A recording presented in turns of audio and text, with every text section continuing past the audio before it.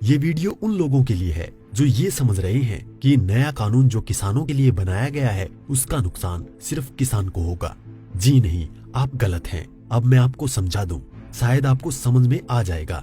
केवल एक सेक्शन बताता हूँ जिससे आपको पूरी कहानी समझ आ जाएगी। जो कॉन्ट्रैक्ट फार्मिंग है, उस कॉन्ट्रैक्ट फार्मिंग की धारा 3, उसमें जो एग्रीमेंट होगा किसान और व्यापारी के बीच में, मैं उसके बारे में बताता हूँ। आप समझ जाएंगे, उसके बाद कुछ बताने की जरूरत नहीं पड़ेगी। उस धारा 3 में लिखा है कि किसान और व्यापारी के बीच में एग्रीमेंट होगा। उसमें ये लिखा जाएगा, नंबर 1, किसान को अपनी जमीन पर कौन सी फसल उगानी होगी। नंबर 2, उस फसल का ग्रेड क्या होगा, स्टैंडर्ड क्या होगा और उसकी क्वालिटी क्या होगी।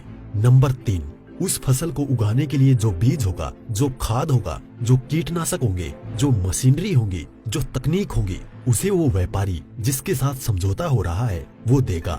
उसके बाद उसी एग्रीमेंट पर लिखा जाएगा उसकी कीमत क्या होगी। जो फसल उगाएगा, जब फसल पक के तैयार हो जाएगी तो किस कीमत पर व्यापारी खरीदेगा, ये भी लिखा जाएगा। साथ में ये भी लिखा जाएगा कि इस फसल की कितनी बार चेकिंग होगी। तो बोते समय जब फसल बढ़ रही होगी उस समय, और जब फसल कट के व्यापारी खरीदेगा उस समय, 3 समय उसकी चेकिंग होगी।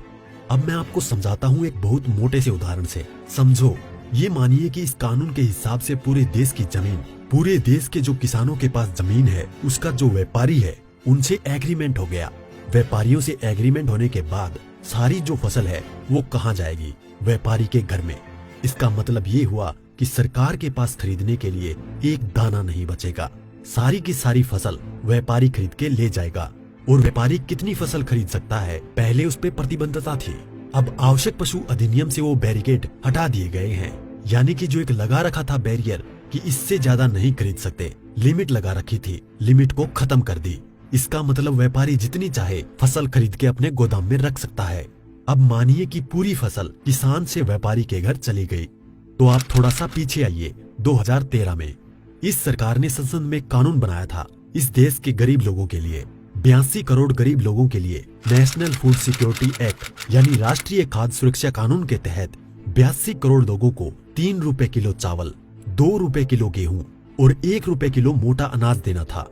अब मैं आपसे सवाल पूछता हूँ, अब समझिए, आप सब कुछ जब सारा अनाज व्यापारियों के पास चला गया, सरकार के पास कुछ नहीं है, तो सरकार इन 82 करोड़ लोगों को कहां से अनाज दिलाएगी, पहले तो ये बताएं।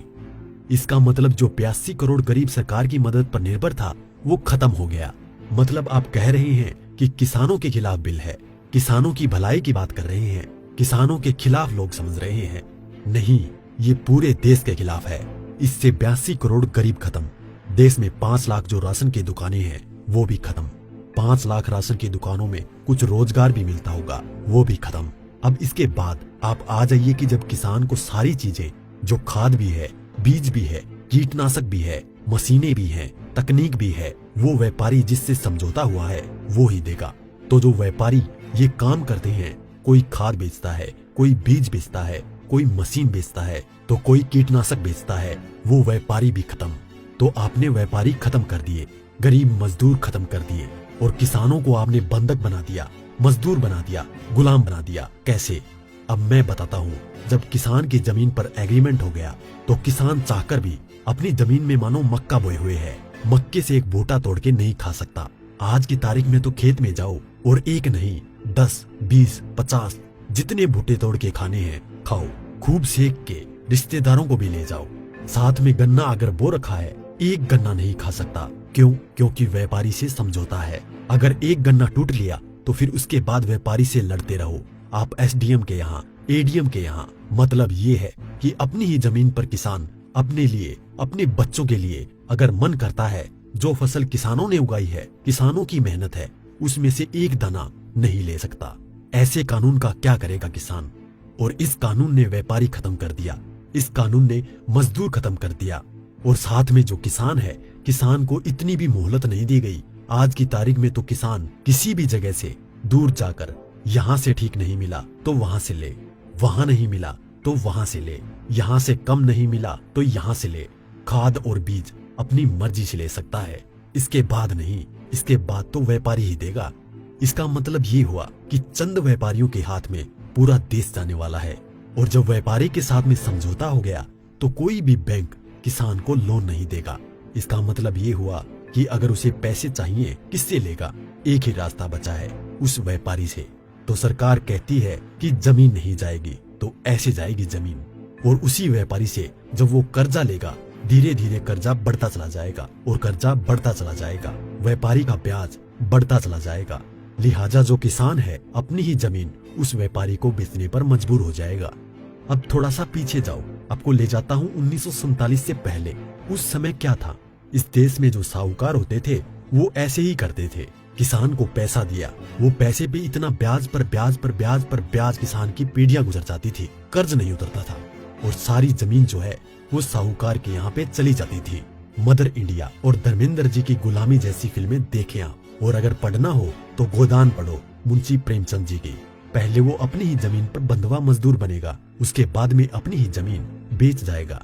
ये है इस कानून का परिणाम जो आगे तक नजर आता है। इसलिए ये कानून पूरे देश को तबाह करने वाला है। अब एक चीज और रह गई, उसे भी बता दूं। जो मध्यम वर्ग के लोग जो आज रोटी खा रहे हैं, जब व्यापारी सारा अनाज अपने गोदामों में बंद कर लेगा, तो वो जो आज उसने लिया जिस दाम पे उससे 6 गुना 7 गुना 8 गुना दाम पर बेचेगा। तो जो मध्यम वर्ग के लोग जो घरों में बैठे हैं, उनको इस आंदोलन में बाहर आना चाहिए। जो अनाज, ये आटा 20 रुपए से 25 रुपए 30 रुपए किलो मिल रहा है, वो ही इस कानून के लागू होने के बाद वो आटा, वो अनाज उन्हें 50 से 6 गुना दाम पर मिलेगा। 100 रुपए, 125 रुपए, 150 रुपए किलो मिलेगा। तो असर किस पे पड़ेगा? एक भी व्यक्ति नहीं बचेगा जिस पर इस कानून का असर ना पड़े। इसलिए मैं कहता हूँ कि ये किसानों के विरोध में नहीं है, देश को तबाह और बर्बाद करने के लिए है। इतना सब कुछ पता होने के बाद भी अगर आप किसानों का साथ नहीं देते हैं तो आगे आपकी मर्जी।